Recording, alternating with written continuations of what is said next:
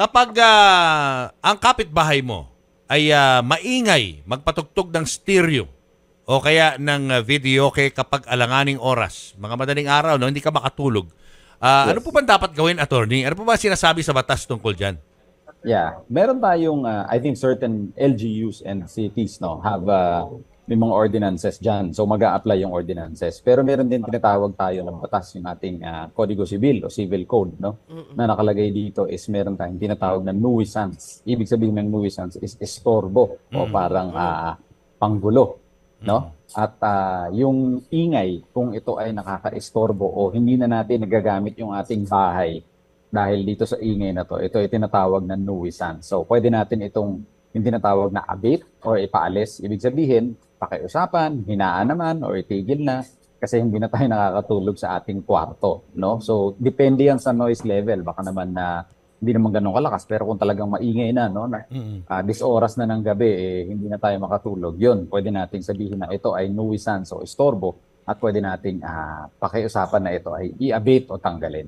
Sa barangay po lalapit muna kapag ganyan.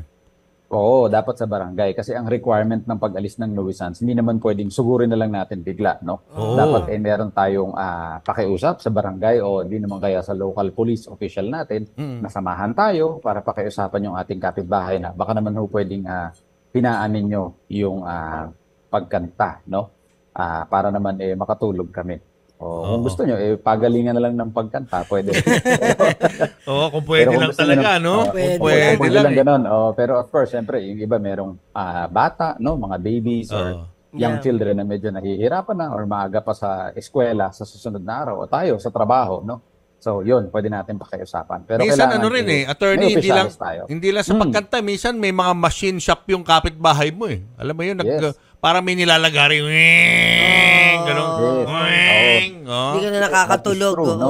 Oo, kasi ang nuisance napakalawak niyan. Hindi naman talaga yan isang particular na bagay, no? Pwedeng machine shop, pwedeng sobrang hindi walang video okay, no? Pero sobrang halimbawa, may 10 o 20 katao sa loob ng bahay mo na talagang yung halakhakan nyo umaabot na sa sobrang lakas pumapasok na sa panaginip mo. Pwede rin sabihin nga nuisance, gano'n.